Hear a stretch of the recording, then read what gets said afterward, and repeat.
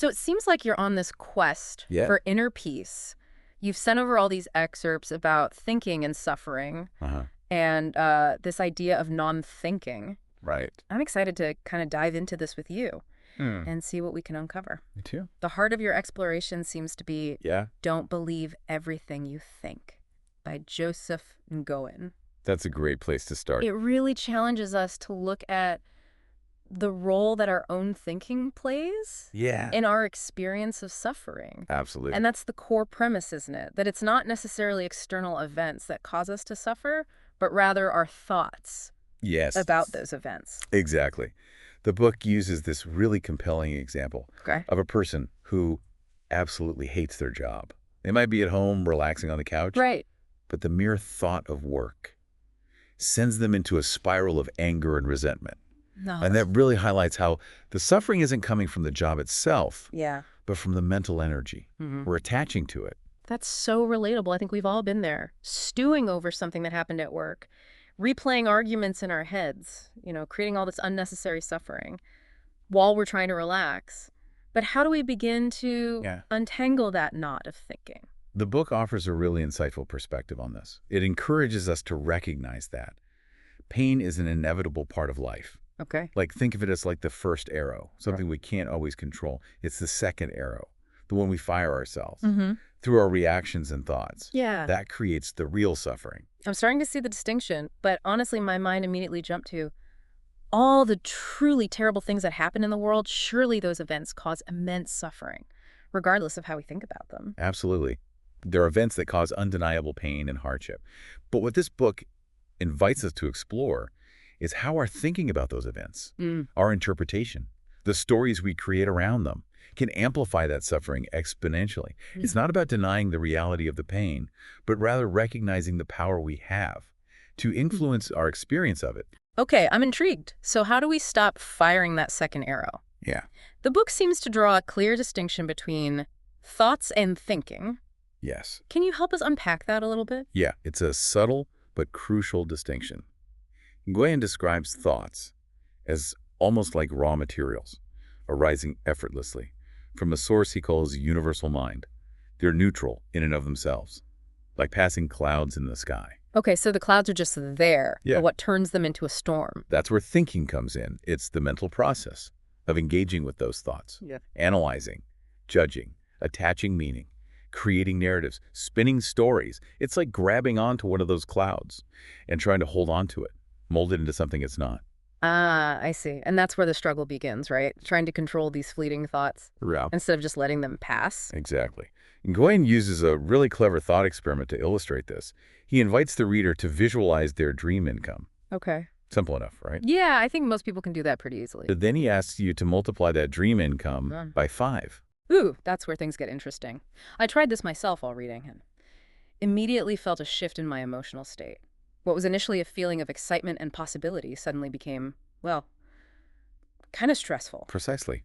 And that perfectly illustrates the difference between thoughts and thinking. The initial thought of your dream income was likely neutral, maybe even pleasurable. It was simply information.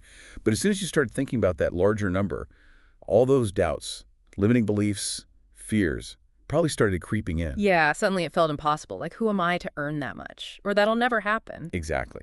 The thinking mind loves to add all those layers of judgment and complexity. It's like taking a simple, beautiful cloud and turning it into a dark, ominous storm cloud. So if thinking is the culprit, does that mean we all need to become emotionless robots to avoid suffering? Not at all. In fact, the book argues that. Positive emotions are our natural baseline, our default setting, if you will. They arise effortlessly when we're not in a state of heavy thinking.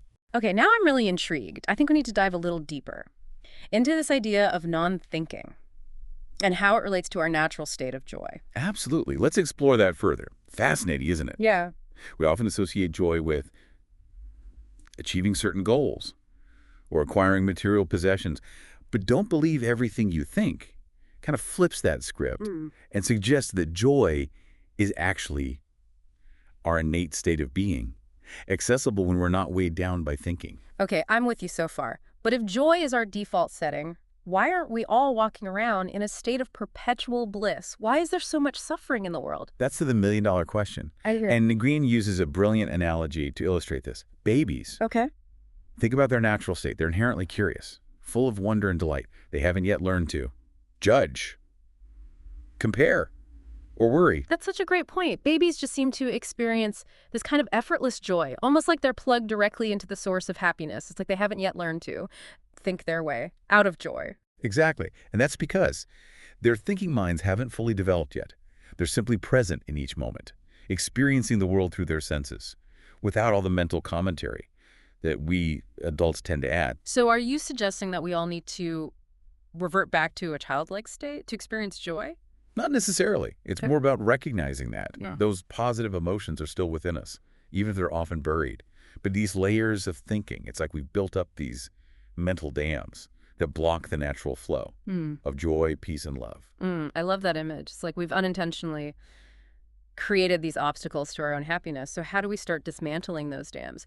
The book introduces a framework called the Three Principles. Can we dive into that a little bit? Yeah, absolutely. The three principles provide a really helpful framework for understanding how we create our reality and ultimately how we can tap back into that natural state of joy. The first principle is universal mind. Okay, universal minds, that like the force that makes flowers bloom and stars explode. You got it. It's the intelligence and energy that flows through everything, the source of all creation. Nguyen describes it as the operating system of the universe. Okay, so if universal mind is the source, what role do we play in this creation process? That brings us to the second principle, consciousness. Consciousness is our awareness of being, what allows us to experience anything at all. It's like the screen upon which the movie of life is projected. So we have this infinite source of intelligence and creativity in universal mind, and then our consciousness acts as the lens through which we experience it. What about our thoughts? Where do they fit into this equation? That's the third principle, and it's where things get really interesting. Thoughts are like the building blocks of our perceived reality. They're constantly arising from universal mind, flowing through our consciousness and shaping our experience of the world. Okay, so it's not the thoughts themselves that are the problem, but rather what we do with them, right? It's that thinking we talked about earlier, the analyzing, judging, and storytelling. That creates so much mental noise and suffering. Precisely. The key takeaway here is that our thoughts are not necessarily true or accurate reflections of reality. They're simply mental events, fleeting and impermanent. I'm starting to understand this distinction between thoughts and thinking. It's like we have a choice. We can either get swept away by the current of our thoughts, or we can learn to observe them without judgment, letting them pass like clouds in the sky. But how does this all relate to our goals and ambitions? Does embracing non-thinking mean giving up on our dreams and aspirations? That's a common misconception. Don't believe everything you think actually encourages us to pursue our goals and dreams, but from a different source of energy. Nguyen contrasts goals driven by desperation with goals that arise from inspiration. That resonates with me when I think about the times I felt the most fulfilled and successful. It wasn't because I was desperately striving for something, but rather because I was deeply inspired and energized by the work itself. Exactly. Goals born from desperation often feel heavy, like a burden we're carrying. They're fueled by fear, scarcity, and the belief that we need to achieve something external to be happy or worthy. Whereas goals that stem from inspiration feel lighter, more expansive. It's like they're pulling us forward rather than us having to push and struggle. You're describing it beautifully. It's about aligning with that natural joy and allowing that energy to guide our actions, rather than forcing things through sheer willpower. Can you give us an example of what this might look like in real life? Imagine someone who's been stuck in a soul-crushing job for years. They dream of quitting to pursue their passion for writing, but they're terrified of the financial instability and uncertainty. That comes with such a leap. Yeah, that's a scenario I think a lot of us can relate to. The fear can be paralyzing. If they approach that dream from a place of desperation, it's all about escaping your current misery. There's this frantic scramble for something better, driven by anxiety and the fear of failure. But if they approach it from inspiration, Then it becomes about the joy of creating, the fulfillment of expressing themselves through their writing. The energy shifts dramatically. It's no longer about escaping something bad, but about moving towards something. That lights them up from the inside out. Wow, I can feel the difference. Just imagining those two scenarios.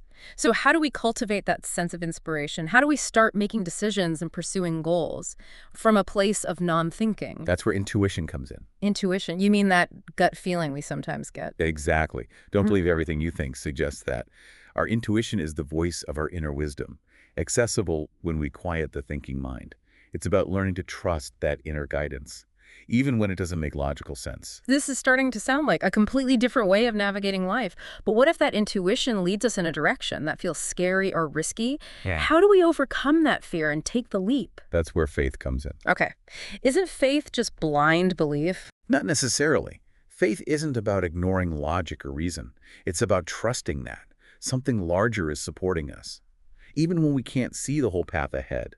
It's about surrendering control and allowing ourselves to be guided by something wiser than our limited thinking minds. That's such a beautiful way to think about faith. It's about having that deep trust that we're not alone on this journey, that we're being guided and supported every step of the way. This is all starting to make sense.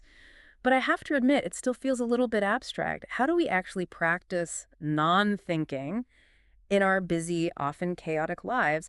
How do we create space for this kind of intuitive guidance and inspired action? It's a great question. And it's where "don't believe everything you think" offers some really practical advice. It starts with understanding our thinking triggers. Thinking triggers, what are those? They're the things in our environment or daily routines Mm-hmm. that tend to activate that. Overthinking, stressed out part of our minds. They're the things that pull us Yeah. out of that natural state of peace and into a whirlwind of worry and anxiety. Ooh, I think we can all relate to that. It's like those personalized ads that seem to know exactly what will make us anxious or insecure. Except these triggers are often things we're doing to ourselves, right? You nailed it. It could be anything from constantly checking social media Mm. to over-caffeinating to surrounding ourselves with negative news. The first step is to become aware of Mhm. what those triggers are for you. Okay, so once we've identified our thinking triggers, what's next? Do we just avoid them completely? Because let's be honest, some of those triggers are pretty ingrained in our daily lives. It's not necessarily about total avoidance, but about conscious management. Can we minimize our exposure to these triggers? Can we set limits on screen time? Can we find healthier ways to de-stress and unwind? The book also suggests creating what Mingan calls an activation ritual. An activation ritual. Tell me more. It's essentially a morning routine designed to cultivate peace and non-thinking right from the start of your day. I'm a big believer in morning routines, the way we start our day. Sets the tone for everything that follows. What kind of activities does Nguyen suggest for this activation ritual? It could be anything. That helps you connect with that feeling of inner peace and clarity. Meditation, journaling, spending time in nature, listening to uplifting music. It's about finding what resonates with you and helps you start your day from a place of inspiration rather than stress and overwhelm. I love that. It's about making a conscious choice to align with that natural state of joy even before the demands of the day start pulling us in different directions. Exactly. And remember, this is a practice, not a perfection game. Some days will be easier than others. There will be times when that thinking mind takes over. The key is to notice it without judgment and gently guide yourself back to that state of non-thinking. It's like we're training our minds to choose joy. Just like we train our bodies at the gym, we build those mental muscles over time, and eventually it becomes more natural to access that state of peace and clarity. That's a great analogy. And just like with physical training, consistency is key. The more we practice non-thinking, the easier it becomes to tap into that source of inner wisdom and inspiration.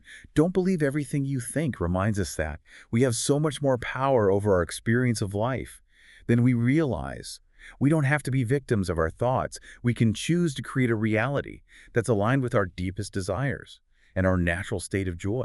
That's an incredibly empowering message. Instead of believing everything we think, perhaps it's time to start questioning those thoughts. What happens when we create space for something deeper, something wiser to guide us? What a beautiful invitation. It reminds me of one of the final thoughts Nguyen leaves the reader with.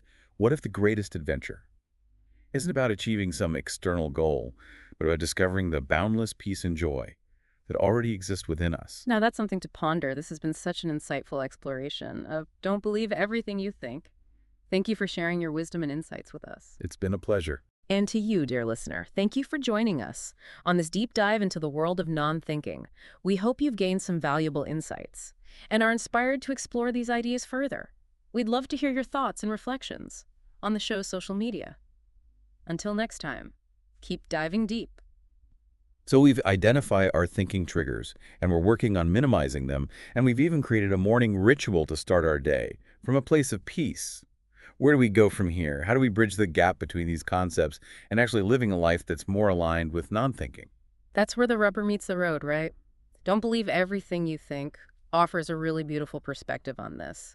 It reminds us that creating space for non-thinking isn't just about calming the mind. It's about creating space for miracles to occur. Okay, now you're speaking my language. Yeah. I love the idea of creating space for miracles, but how does that actually happen? Is it just a matter of wishing and hoping? It's more about creating the conditions for those miracles to unfold. Remember that Zen story we discussed earlier, the one about the scholar and the overflowing teacup? You mean where the master keeps pouring tea even though the cup is full and the scholar protests saying, "It's overflowing, no more will fit." Exactly. And the master wisely replies, "You are like this cup, so full of ideas that nothing more will fit in. Come back to me with an empty cup." That story has always stuck with me. It's such a powerful reminder that we need to empty our minds of old thinking, all those limiting beliefs and assumptions, to make room for new insights and inspiration to emerge. Precisely. And what's fascinating is that this idea isn't limited to ancient Zen wisdom. We see it reflected in the lives of some of the most innovative thinkers and creators throughout history. Oh, I'd love to hear some examples. Who are we talking about here? Well, think about Thomas Edison. He famously had a cot in his laboratory where he'd take naps to deliberately access his state of non-thinking. I've heard about that. He believed that solutions would often come to him in that liminal space between waking and sleeping. Exactly. And then there's Albert Einstein. He was an avid violinist and often spoke about how playing music helped him to quiet his mind and access a deeper level of creativity. It seems like these brilliant minds understood that creating space for non-thinking wasn't just about relaxation or stress reduction, but about tapping into a source of wisdom and insight that's beyond the realm of the thinking mind. Absolutely. They understood that the most profound breakthroughs often come when we surrender control, when we allow ourselves to be guided by something larger than ourselves. So how can we apply this in our own lives? What are some practical steps we can take to create more space for miracles? It starts with awareness. Pay attention to the times when your mind is racing, when you're feeling overwhelmed or stressed, and then gently guide yourself back to the present moment. Easier said than done, right? Our minds have a tendency to wander. It's a practice, for sure, but there are simple techniques we can use to cultivate that present moment awareness, like focusing on our breath or bringing our attention to the sensations in our body. I've been experimenting with mindfulness meditation lately, and it's amazing how much even a few minutes of focused breathing can shift my energy and calm my mind. That's wonderful. Meditation is a powerful tool for cultivating non-thinking, and there are so many different types of meditation to explore. Find one that resonates with you and make it a regular part of your routine. Don't believe everything you think has truly challenged me to rethink my relationship with my own thoughts. It's given me a new perspective on the nature of suffering, and it's empowered me to believe that creating a more peaceful and joyful life is possible. I'm so glad to hear that. Remember, the journey to inner peace isn't about achieving some distant goal. It's about taking small steps each day, cultivating awareness, embracing non-thinking, and trusting that you have everything you need within you to create a life filled with joy, purpose, and meaning. This has been such an incredible deep dive. Thank you for guiding us through these profound concepts. The pleasure's been all mine. And to you, dear listener, thank you for joining us on this journey of exploration. We hope you've discovered some valuable insights along the way. Remember, the greatest adventure is the one that unfolds within. As you continue to question your thoughts, create space for miracles, and tap into the boundless wisdom and joy that reside at the core of your being. Until next time, keep diving deep.